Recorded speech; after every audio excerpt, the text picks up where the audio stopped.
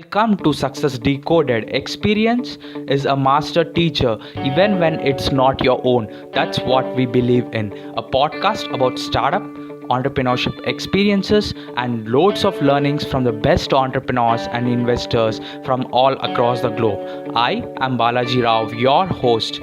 Come join this revolution by Startup Monk and learn things that will help you for life. To drop the value bombs, today I have got a young content marketer who is the chief content evangelist at Content Flavor. He's a great speaker and a storyteller with his amazing content. And he's also a LinkedIn personal branding consultant. He has been featured in a lot of media places, and we have got him on the show. And hi Hardik, how are you doing? Say hi to the audience. Hi everyone, thank you whoever is listening to us, and thank you so much Balaji and Startup Monk for inviting me to the podcast. Cool. So basically you have been with a lot of ups and downs, having gone through your CA education and then discontinuing to follow your thing, and then you became a content marketer, and your journey looks a lot of interesting. You have become you have started an agency. So can you take us along your journey as a story?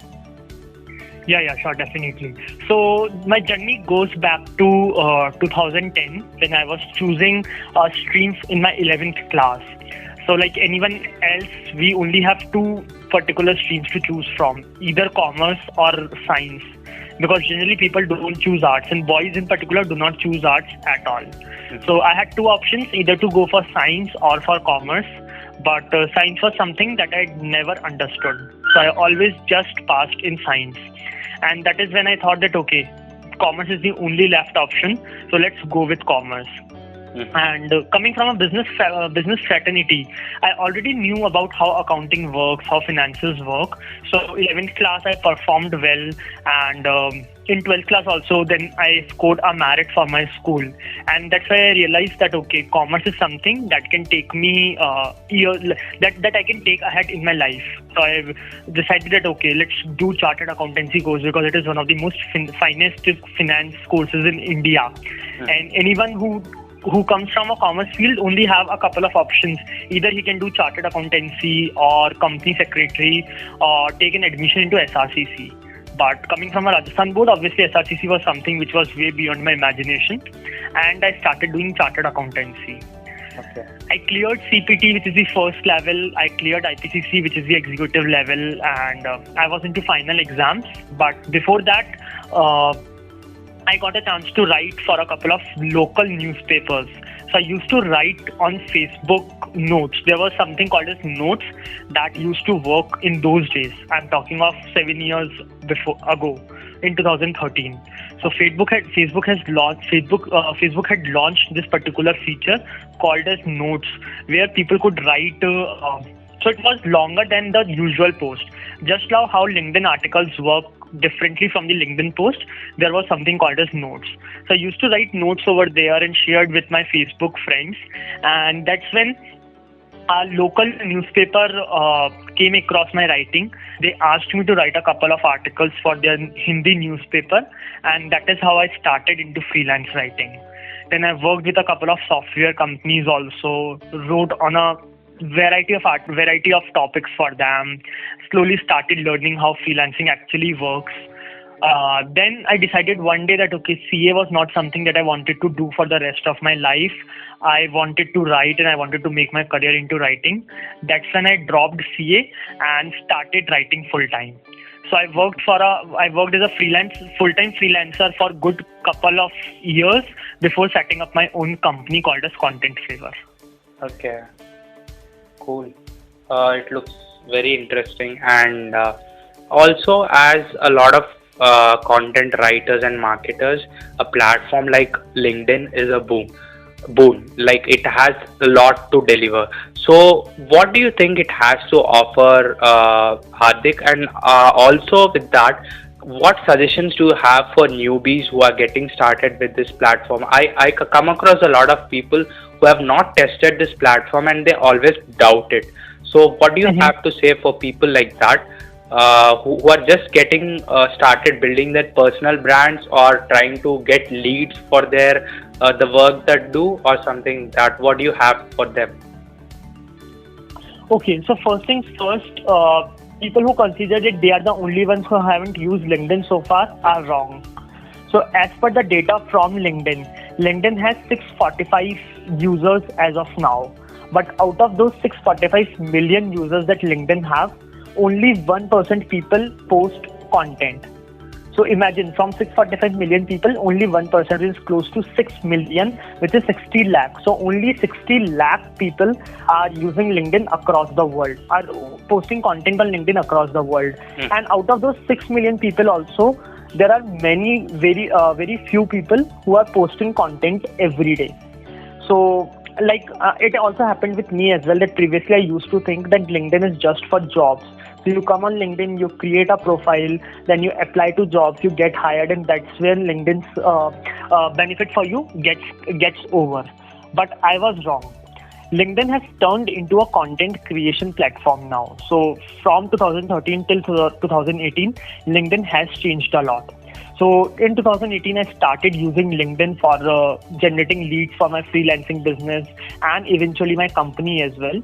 And the main thing that I saw, which helped me improve my connections also and improve my relationships also, is the ability to create high quality content consistently.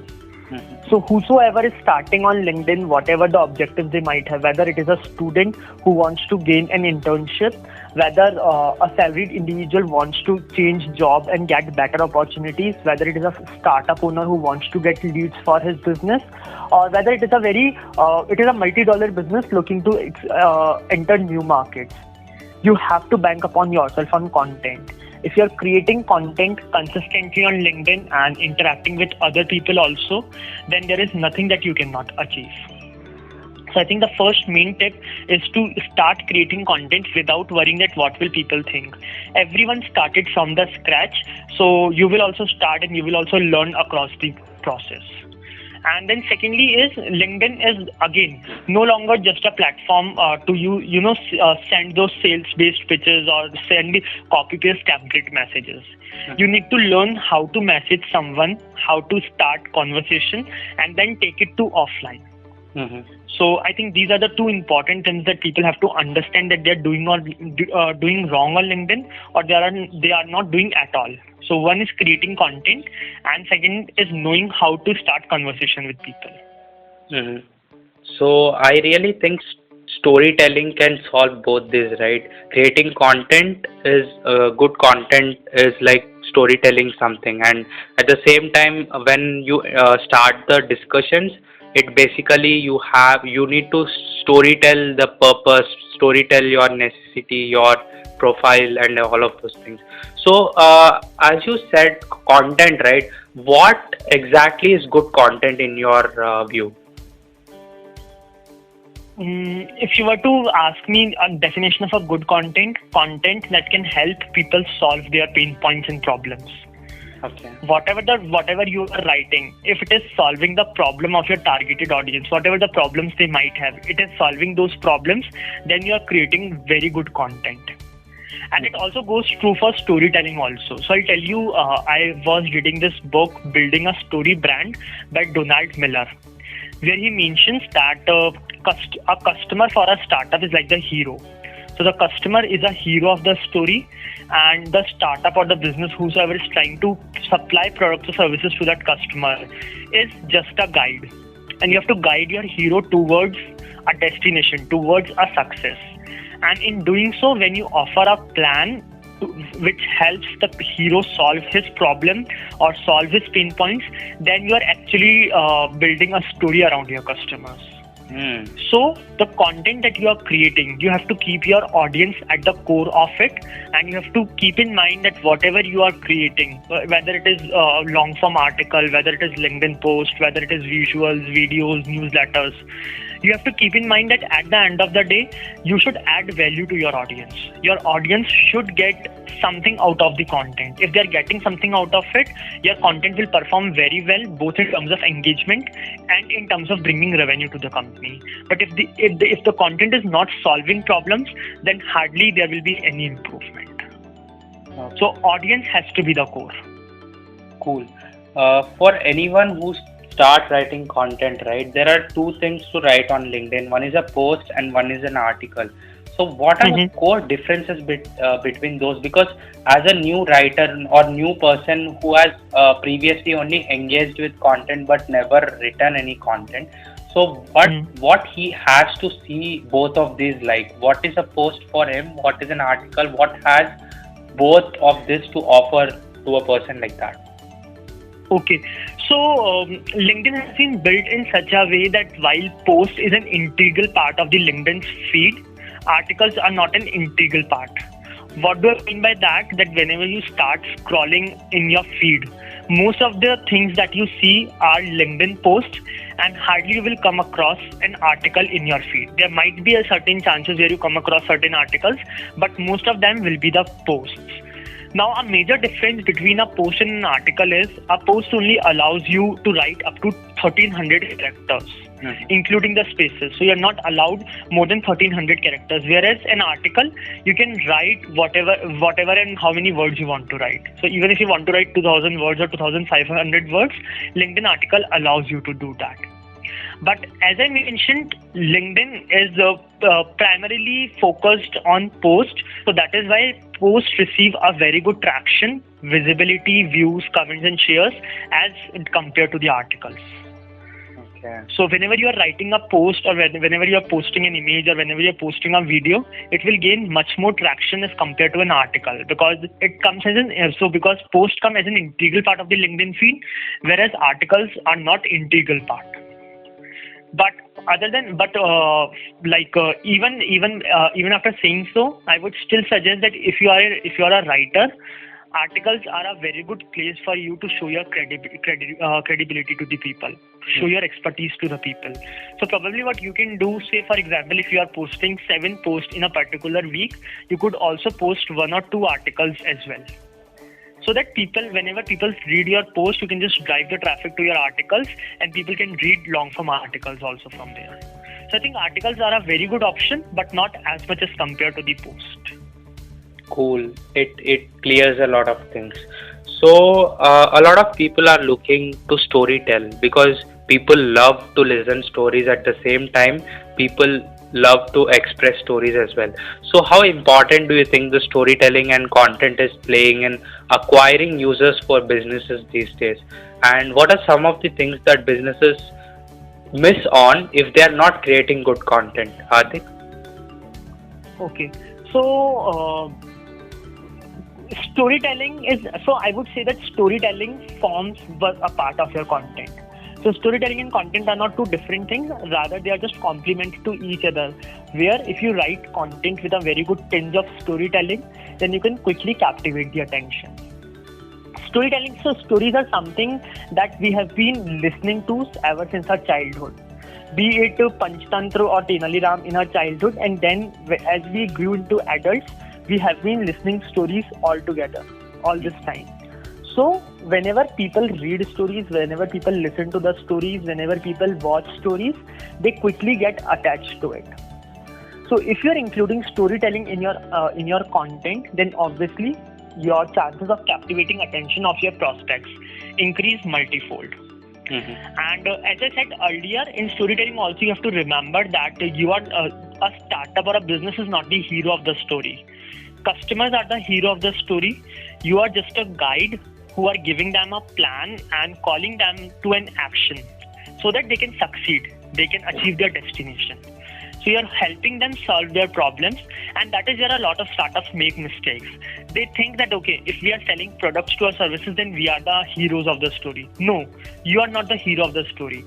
You are just guiding your hero towards success. So this is the one thing that a lot of startups and businesses do mistake, and something which they have to avoid. Other thing is when marketing to the customers, like and especially when it happens in B2B, business to business sphere, where people have to think that people do business with humans, not with companies.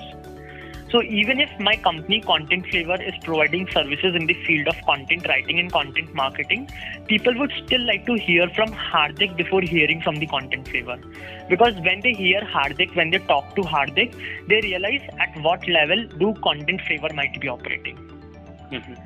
So the startups and the businesses, whosoever marketing, whether in B2B or B2C field, the founders, the CEOs, the CFOs, the C-suite executives have to come outside of their chambers and start creating their personal brand. Whether you are creating it on LinkedIn or Instagram or Quora, wherever your target audience is, but you have to start creating your personal brand. And that happens when you create a lot of content, when you create content around the pain points of your customers. Then obviously customers think that, okay, they know the solution to my problems, and let me see where do they work. That's when they come to your company and they even buy product and services from your company. Okay. So everything has to be reverse engineered. You have to start creating content and consistent high quality content, and then slowly people will themselves realize that, okay, you are the masters of this field. They will come to you, they will buy product and services, and they will even become evangelists for your product. So they'll market on your behalf then. Yeah. So yeah. So as you got the point of business founders and CEOs should build their personal brand. So I have been seeing a very interesting thing going on LinkedIn platform is like LinkedIn companies pages are performing very, very bad. What do you have to say for this? A lot of people in the market, right? They're looking like, I have a business, I have to create a LinkedIn company page, and I have to grow the company page. What I see is like LinkedIn pages engagement is almost dead. What do you have to say on this? Yeah, I'll definitely agree with you on this part that LinkedIn company pages are dead. And when you compare it to the personal profiles, then it is almost dead. So there is nothing that I can change about it. But still, I would like to, put other perspective to it, and a very practical perspective. So I am also the co-host of LinkedIn Local Jaipur, a community based out of Jaipur where we invite people offline. Now, coincidentally, LinkedIn Local Jaipur page started 6 months ago, and within 6 months, we have close to 2,000 followers with close to 2,000 to 3,000 impressions on every single post that we post from the page. How does it happen? In the starting, we did not focus much on the company page. We just focused that, okay, we are a team of 5 members. Let's create content from our own profiles and drive the traffic to the company page. And because we 5 enjoy a very good personal brand on LinkedIn, so it was really easy for driving the traffic from our personal profiles to our company profile. And that is what I do with Content Flavor also. So at Content Flavor, whenever I'm posting something on my personal profile, occasionally every now and then I tag my company page or I write something about my company page. So that way people think that, okay, if Hardik is posting about Content Flavor, let's go to the page and let's see what Hardik is publishing over there. And when they find very relevant post, very informative post on the page also, they click that follow button. So you cannot just go ahead and simply market your company page at present, because LinkedIn does not promote that at all. But if you have a very good personal brand, then you can definitely drive some traffic back to your company page, from where people will become your genuine followers, and you will start getting very good traction on your company page as well. Because frankly, I'll tell you, the LinkedIn ads are very expensive, like the most expensive marketing ads right now across the social media handles. So you cannot go ahead and run a LinkedIn campaign. So the good idea is, when LinkedIn is giving you organic reach, just use it. Create content on your personal profile, and then when people start recognizing you, drive the traffic to your company page. That's how your company page will also grow simultaneously. Cool.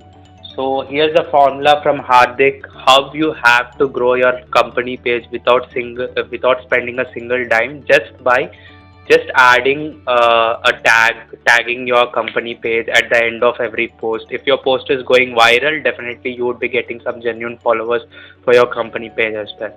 So coming to the next thing is like, Hardik, a lot of people in the market are confused between what is an agency and what a startup is. What do both offer? Like, what are the differences between both of these entities, and what do you categorize the content flavor that you are running? Okay, so a difficult question because generally I'm not someone who believes a lot into these tags and all. For me, business is business, irrespective of whether you are running an agency or whether you are running a startup.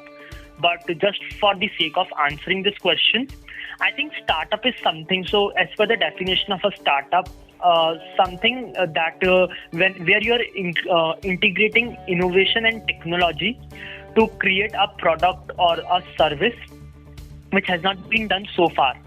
So there could have been the solutions around a particular problem, but you are just trying to integrate it, integrate technology into it, and making it an innovative product.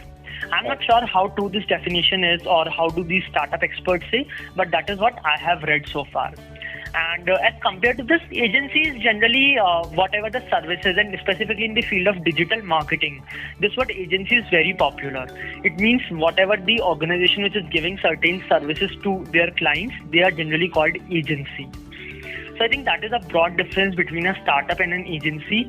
And if you ask in terms of content flavor, again, I do not like to, place my company in any of the tags, but probably agency would be a better answer as compared to a startup, because we are not trying to integrate technology as such. Technology has always been there. Rather, we are just trying to capitalize our customer experience on the basis of the services that we are providing. So I think agency would be a more appropriate option as compared to a startup.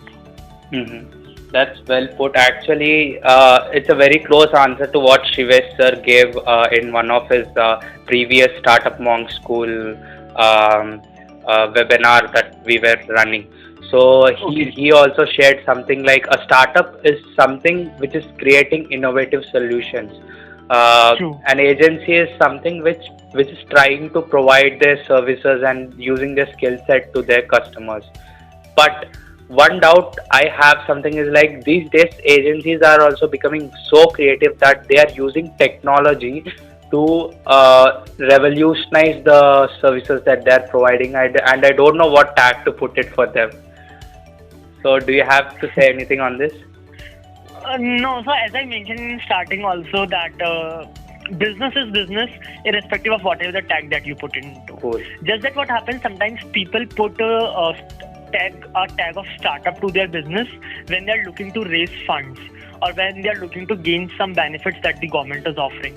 If you're not into these kind of things, you are completely bootstrapping and you do not have any plans of raising funds from outside or getting any benefits from the government, then whether you call yourself a business, an agency, a startup, a consulting company, whatever you're calling yourself, you must be good to go. So that is what I suggest and I prefer. Cool. So a very clumsy situation is going on outside. A lot of things are going up and down. So in a situation like this, in this pandemic situation, how's the content going on? Like digital content is there everywhere, no matter what. But what's the exact scenario going on in the content industry?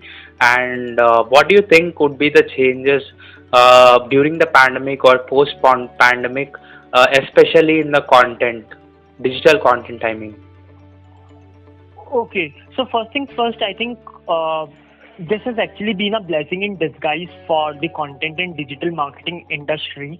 I do not say that whatever happened for good, but just that there is a blessing in disguise because people have actually started understanding that how important is it to keep content at the core of your marketing strategy. Mm-hmm. Whatever the companies you see which are coming from with very new creative ads these days, be it Amul, be it Durex, be it name any company, whatever the advertisements that you are seeing, content is at the core of their marketing strategy, content and storytelling. So really people have actually started understanding that content is here to stay for longer period of time, and if you just post very high quality consistent content, then irrespective of whatever happens, whatever the natural calamities that happen, your business is still going to thrive. So this has happened in a good sense. Then if I want to talk specifically in terms of what has happened to my business or how we are approaching our clients also. So I think the first thing that I'm trying to make my clients understand, and we have been really successful in doing that, that people have to understand that this is not the time for advertising your products and services. Because first, people do not have a buying capacity at all. They are burning out their savings. Second, even if they are not burning out their savings and you are into e-commerce, so e-commerce supply is really closed, so you cannot do anything. So now is not the time for advertising your products and services, but now is the time to actually solve your customers' problems. Again, which is the core of content also.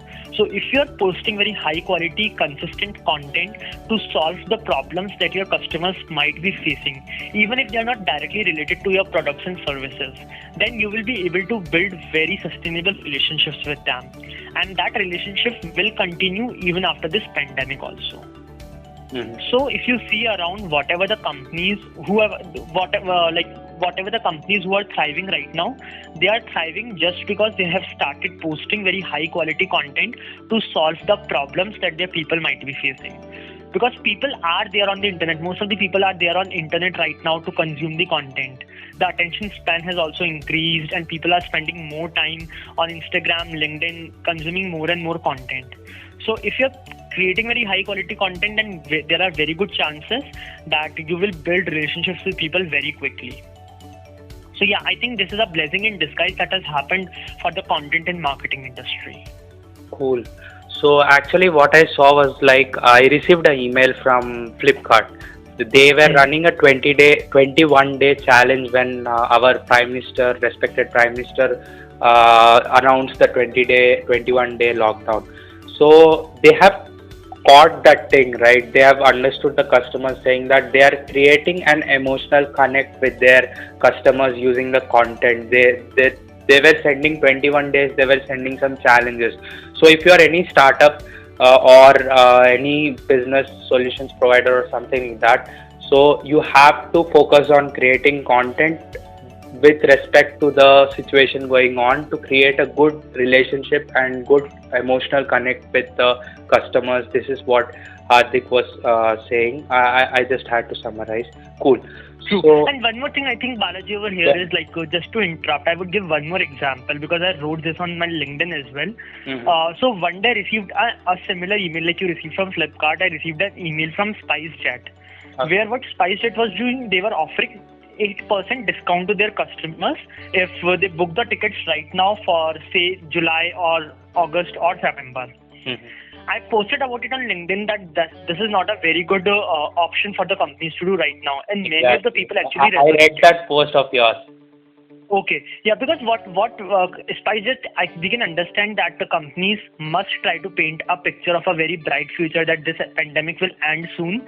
But even then also, this is not a time to advertise your products and services by offering discounts, because people are really not in the mood to buy. So even if you're spending on marketing, so SpiceJet must have already spent on email marketing and all, but their money is not going to give them very good ROI right now.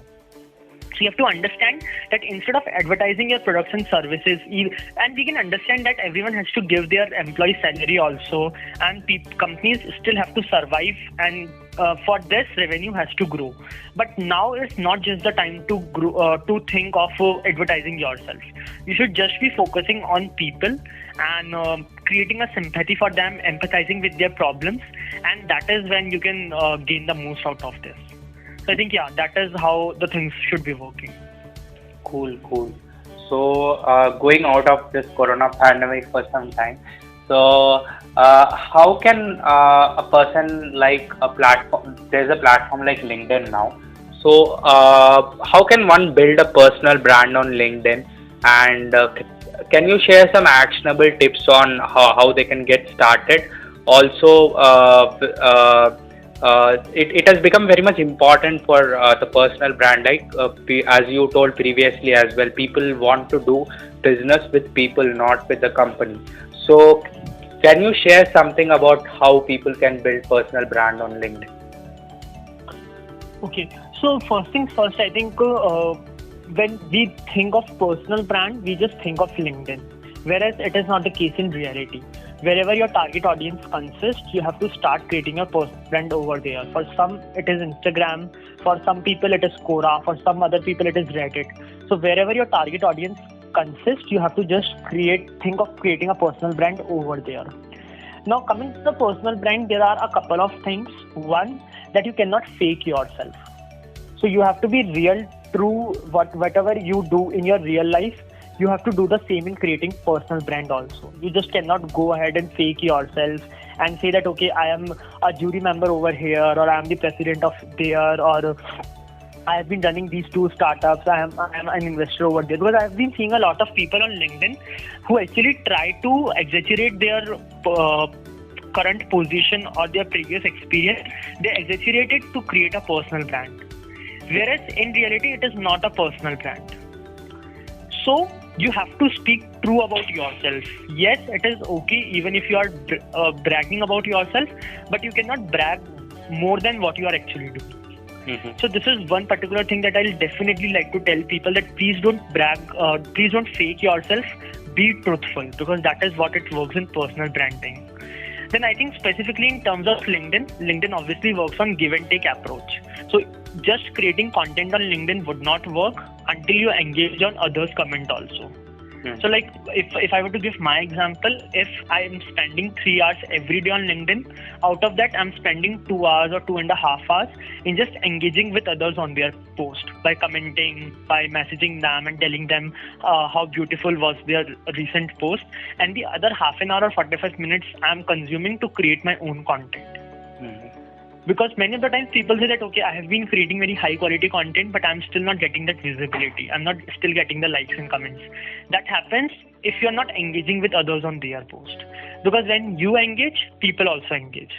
So LinkedIn works on give and take approach, where if you give to the people, if you give your time, attention and efforts to people, they will also give their time, attention and efforts to you.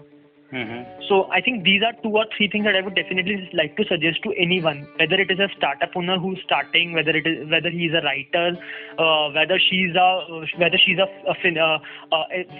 fashion enthusiast, whosoever he or she is, just that don't fake yourself and work on this give and take approach, where if you give yourself to others, people will also give themselves to you.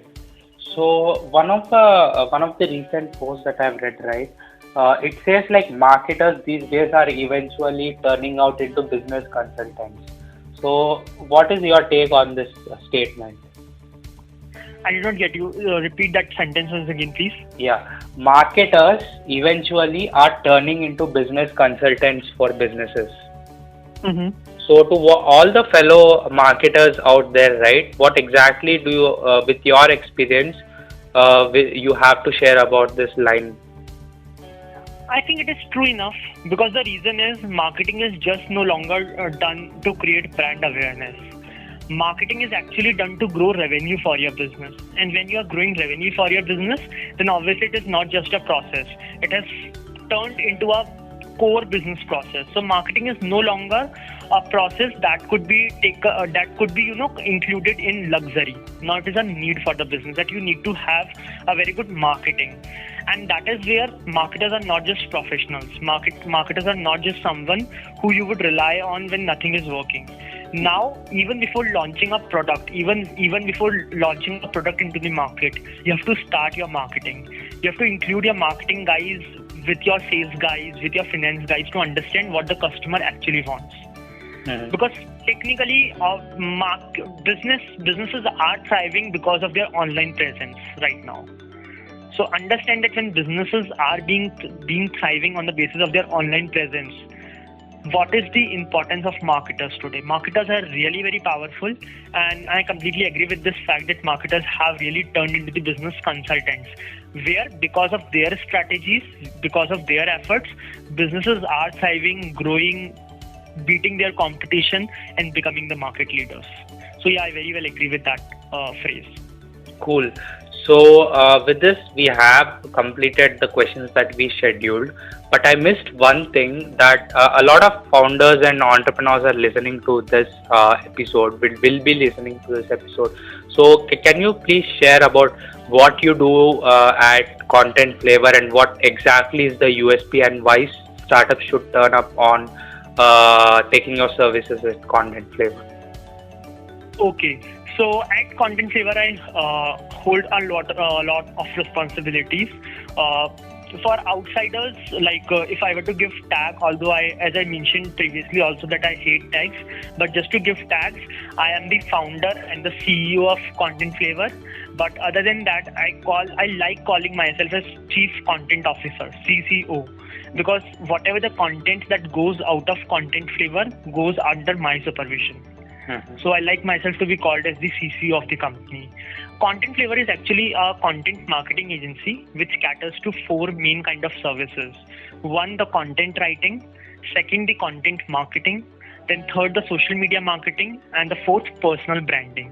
And so traditionally, a lot of people say that, okay, content marketing is just an extension of digital marketing, which is true enough.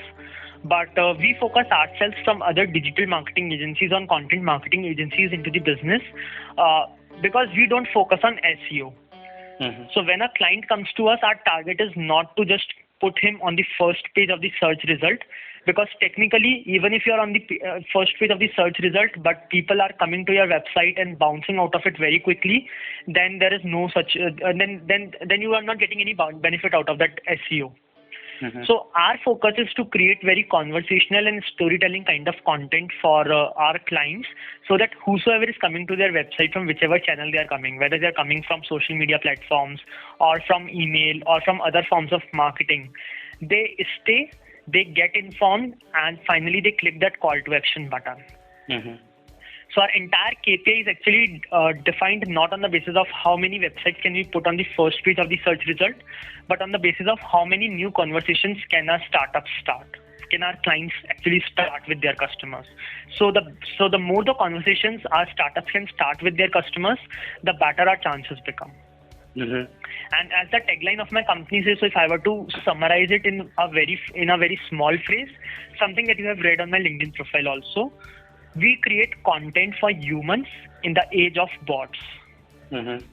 So whereas anyone and everyone is just talking about how algorithms work and how we have to produce content that talks to algorithms and bots, we actually create content that talks to humans, that humans really like, which is conversational, which is storytelling oriented.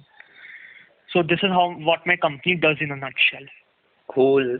There's a lot of things you're doing over there. And with all of this, we reach to the end of the podcast.